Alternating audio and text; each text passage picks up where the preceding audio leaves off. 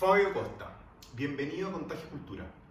Fabio, te has convertido en una persona influyente de nuestra generación respecto al tema qué leer, sobre todo por tu participación en la sección El Librero de CNN.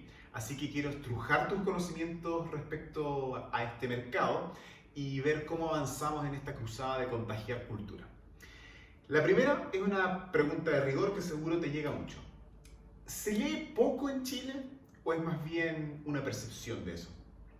Y una vez aclarada, ¿qué lee en general el chileno? ¿Por qué se lee poco en Chile?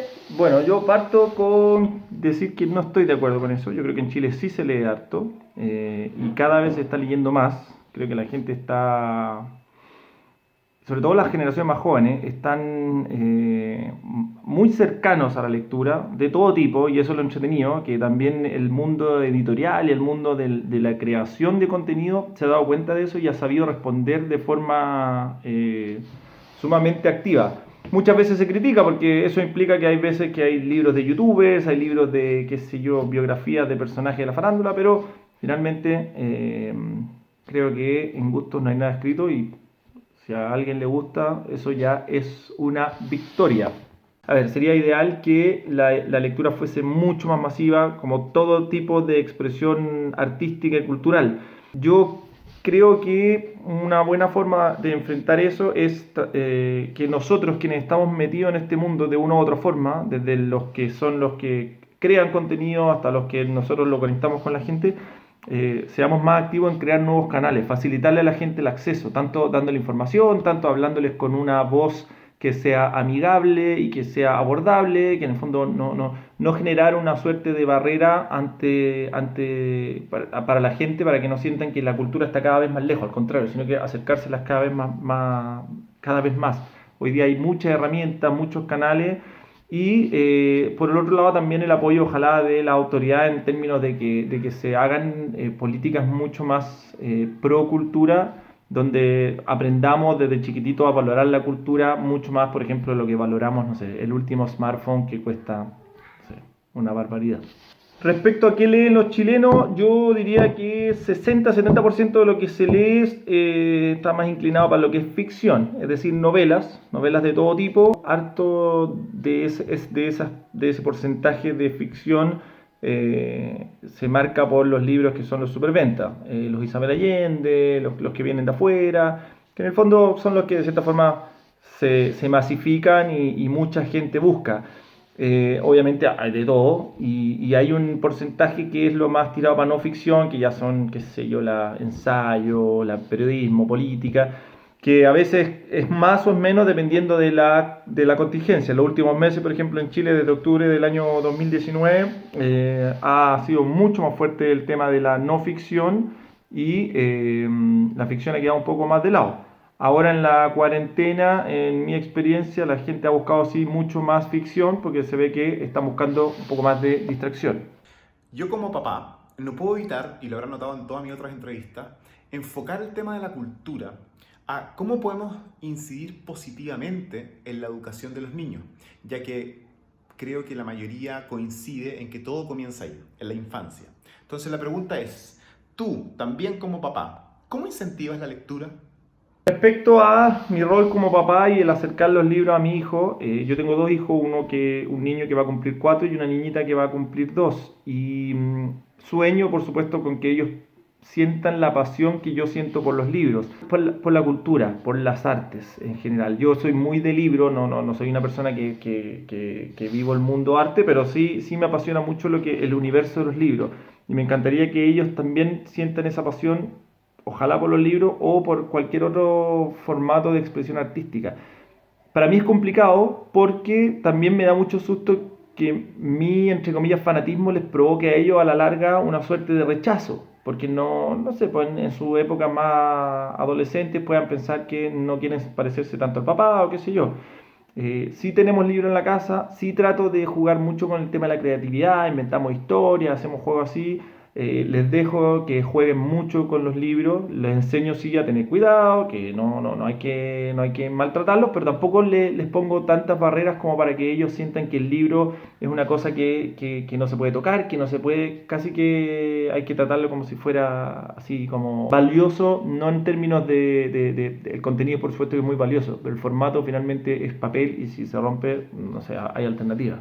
Ese es un poco lo que yo trato de hacer con mi hijo, permitirles que se acerquen y que ellos exploren y de cierta forma los acerco de vez en cuando con algunos libros, les leo a veces en las noches, no todas las noches, sí, les cuento cuentos de repente inventados, pero esa es la forma que yo he ido tratando de hacerlo, como que naturalmente vaya entrando en su vida el tema de los libros. Respecto al tema de la tecnología, yo soy un convencido de la teoría de que la tecnología es solo una herramienta, no es ni culpable ni redentora. Todo está en el uso que le demos. Desde ese planteamiento podríamos decir que para un curioso, lo que tenemos aquí en la palma de la mano es como un oráculo del siglo XXI. Pero para el que no, efectivamente puede ser un camino al aislamiento social y al no valorar la experiencia de la realidad en toda su dimensión. Paradójicamente, para los que tenemos la suerte de poder quedarnos en casa, hoy tenemos que estar aislados y la tecnología resulta ser un gran vehículo de acercamiento. Acercarnos a los que amamos y no podemos visitar, o acercarnos a nosotros mismos a través de fuentes inagotables de conocimiento y cultura. ¿Cómo crees que todo esto nos puede afectar positivamente? Tanto ahora en la búsqueda de esos recursos de información como la enseñanza que tal vez nos pueda dejar una vez volvamos a la normalidad. Respecto a la tecnología, a ver, yo pertenezco a una generación que nos ha tocado vivir todos estos grandes cambios, bueno, grandes cambios, no todos, porque todas las generaciones tienen sus cambios, pero nos ha tocado vivir grandes cambios respecto al tema del acceso a la tecnología. Y por eso creo que nuestra generación es la que más alejada está del libro, según lo que yo veo. Porque tuvimos las distracciones de internet, del TV cable, ahora los smartphones, qué sé yo. Los más pequeños como nacieron con eso, de cierta forma para ellos es natural y el libro pasa a ser algo como más interesante. Pero creo que la tecnología efectivamente es algo que tenemos que aprender a usar a nuestro favor, es algo que tenemos que aprender a conocerla, a tener el cuidado necesario para que la tecnología le saquemos provecho nosotros a la tecnología más que la tecnología a nosotros. Pero yo soy muy pro uso de la tecnología para lo que nosotros queramos usarla. En el mundo del libro, la tecnología existe hace tiempo con formatos alternativos al libro en papel y yo he aprendido que tal como yo no puedo imponer gustos o tipos de libros en la gente con la que yo converso o a quien le recomiendo, tampoco puedo imponer formatos. Y en ese sentido, el libro digital, el audiolibro o cualquier formato que puedan apareciendo en el tiempo son tan válidos como el libro en papel, más allá de los romanticismos y las elecciones personales de cada uno que son muy válidas. Yo creo que cada momento, cada formato tiene sus particularidades que responden a los gustos de cada uno, pero también responden a momentos. El que viaja, el que se traslada, el audiolibro para mí es un formato que es extraordinario, pero tiene sus momentos y tiene sus particularidades, por supuesto, y creo que en ese sentido la tecnología no hay que cerrarse o darle libre acceso, porque creo que en el fondo puede ser muy buena como también puede ser muy nociva y muy peligrosa si es que no la ocupamos con responsabilidad. ¿Por qué es tan difícil explicar la importancia que tiene la cultura y en específico el arte para el crecimiento integral de una sociedad? Yo creo que la dificultad de explicar la importancia del arte y la cultura para la sociedad tiene que ver justamente con esa carencia social y cultural, educativa que hemos tenido donde no se le ha dado el espacio y la prioridad a la cultura que realmente debiese tener. Yo creo que las artes, la cultura, todo tipo de expresión artística siempre se ha visto como algo un poco elitista, un poco tal vez cuando era entretenido no era arte, se nos ha alejado un poco, se ha alejado un poco de la sociedad y debiese ser todo lo contrario. Finalmente acercarnos a la cultura y a las artes es, yo creo, el camino más sano y más sustentable de construir una sociedad que finalmente eh, perdure sana en el tiempo. Creo que todo tiene que ver justamente con el valor que le hemos dado a la cultura y que nos han enseñado a no darle, de hecho. y el habernos acostumbrado a vivir lejos de la cultura, lamentablemente. Escritores jóvenes contemporáneos que sean imprescindibles de seguir en la pista. No es fácil, porque creo que han salido harta escritores y escritoras muy buenas en esta última época, sobre todo impulsado por el nacimiento de tantas microeditoriales que están sacando publicaciones de muy buena calidad. Las que puedo comentar, hay muchas mujeres, eso es extraordinario. La Caro Brown, la Camila Gutiérrez, la Amanda Teieri, la Fran Solar, de las que tengo, porque he leído hace poco cosas de ella. En los hombres, bueno, está Zambra, que ya está un poco más consolidado. Y hay un poeta, yo eso que no soy muy de poesía, pero lo conozco personalmente y creo que hace cosas muy buenas, que es el Tristán Vela, que también es muy bueno. Pero como les digo, hay que ver las editoriales chiquititas, lo que está haciendo La Furia del Libro, esas agrupaciones de microeditoriales que tienen autoras y autores extraordinarios. Ya, y el desafío, un piensa rápido. Música, libro. Yo te tiro el nombre de una canción u obra sinfónica y tú tienes que asociar lo que escuchas a un título que nos vas a recomendar. Guns N' Roses, Welcome to the Jungle. Los Beatles, A Day in the Life. La canción Manhattan cantada por Ella Fitzgerald. De Bartók, El Mandarín Maravilloso. Y de Beethoven, la Sinfonía número 3, Heroica. Ya amigos, en respuesta al desafío de Paolo, primera canción, Welcome to the Jungle, de Guns N' Roses.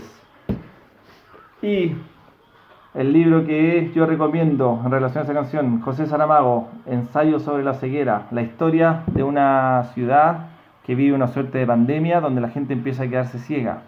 Primero empiezan a encerrar a la gente porque no quieren que se propague, pero después incluso quienes cuidan a los encerrados empiezan a quedarse ciegos. Finalmente todo el mundo está ciego. ¿Por qué me recuerda a la canción de los Guns? Porque la sociedad... porque, claro, cómo la sociedad se transforma cuando nadie nos ve, en qué tipo de jungla empezamos a vivir y cómo cambian las estructuras de poder ante ese escenario. Tremendo libro. Para la canción A Day in the Life de los Beatles, el libro recomendado es el libro Stoner de John Williams. No es necesariamente la historia un día en la vida del protagonista, pero sí es la historia de su vida. Un hombre que sale del campo con una beca estatal para capacitar a la gente en una época donde la universidad no era el camino más común. Y cómo este hombre empieza a hacer su camino dentro de la universidad en la docencia, su vida familiar, su vida personal y todo el cuento. En lo personal es un libro que a mí no me gustó, pero sé, y la experiencia sí me lo ha enseñado, que es un tremendo libro y por eso lo recomiendo y por eso se los dejo como referencia porque creo que hay que leerlo para poder opinar al respecto. Eso. Para la canción Manhattan de Ella Fitzgerald, ¿cómo no pensar en el gran Holden Caulfield del libro El guardián entre el centeno, The Catcher in the Rye? Uno de mis libros favoritos, un tremendo libro, la historia de un joven que al ser expulsado del colegio pasa un fin de semana en la ciudad de Manhattan recorriendo la ciudad y tratando de meterse a bares y todo tipo de aventuras antes de llegar a su casa y enfrentar a sus padres que con la noticia de que lo echaron del colegio. Es un gran libro, es un libro que en el fondo percurre en la ciudad de Manhattan y es realmente alucinante porque la mirada que tiene este joven Holden Caulfield de la sociedad, de sus pares, de su entorno, es totalmente crítica y políticamente incorrecta y eso es lo que lo hace muy entretenido y muy interesante. El guardián entre el centeno de J.D. Salinger. Para esta obra, El mandarín de Bartók, el libro que recomiendo, Fahrenheit 451 de Ray Bradbury, un clásico, probablemente muchos de ustedes ya lo han leído, pero creo que este caos, esta energía, este desorden que se percibe de esta obra de Bartók tiene mucho que ver con esta sociedad totalmente patas para arriba que se relata en este libro, donde finalmente los libros se han convertido en una suerte de enemigo de los poderes y de la autoridad. Y por eso que los libros están prohibidos y por eso que el cuerpo de bomberos lo que hace es quemar los libros en vez de apagar los incendios. Ray Bradbury, Fahrenheit 451. Y en relación a la sinfonía número 3 de Beethoven, Heroica, que es una sinfonía que tiene una historia muy bonita entre Beethoven y... no sé si bonita, pero una historia muy interesante entre Beethoven y Napoleón. No pude evitar que se me viniera a la mente un libro extraordinario de un autor catalán, Carlos Ruiz Zafón, y el libro se llama La sombra del viento.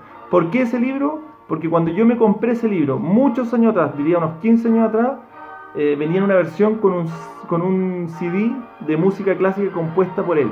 Entonces, si uno acompañaba la lectura con la música compuesta por el autor, la experiencia era mucho más como rica, porque como que se metía mucho más en el libro.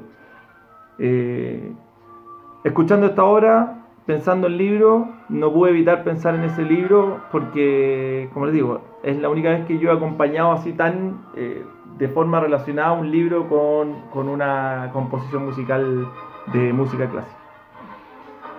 Para terminar, querido amigo Paolo, y para darle el pase a quien va a ser mi nominado, el desafío que te tengo a ti es el siguiente. Tal como yo recomendé un libro que no me gustó, me gustaría escucharte recomendar 3 películas que tú sepas que son grandes películas porque así son percibidas y que a ti no te hayan gustado. Es el momento de confesarte qué películas sean consideradas muy buenas películas por prácticamente todo el mundo y a ti no te gustaron. Y mi nominado es Gonzalo Frías. Polémico desafío. Ya, la primera película que a todo el mundo generalmente le gusta y a mí no me gustó, Avatar. No sé, me pareció excesiva en lo técnico y nada tan interesante en el guión. Y siempre me quedé con la sensación que es más como un ejercicio en la evolución de los efectos especiales que algo más. La segunda tiene que ver con un género que en general soy bien mañoso, que son las películas que tienen que ver con música clásica. Porque, no sé, en general encuentro que están un poco salidas de la realidad, se alejan bastante de cómo son las cosas. Hay unas que son buenísimas, pero hay una en particular que nunca me gustó y que tuvo como súper buena aceptación, que se llama Coping Beethoven, que es una historia ficticia de cuando Beethoven está a punto de estrenar su 9ª sinfonía, ya sordo, y tiene una copista, una mujer, que lo ayuda en todo el proceso. Y bueno, la verdad es que no sé, no me convenció. Y eso que tiene buenos actores, Beethoven es Ed Harris, ella es la Diane Kruger, pero no. Y la tercera, que realmente no me gusta pero nada, es una que se llama The Notebook o Diarios de una Pasión, con Ryan Gosling. No, esa sí que no.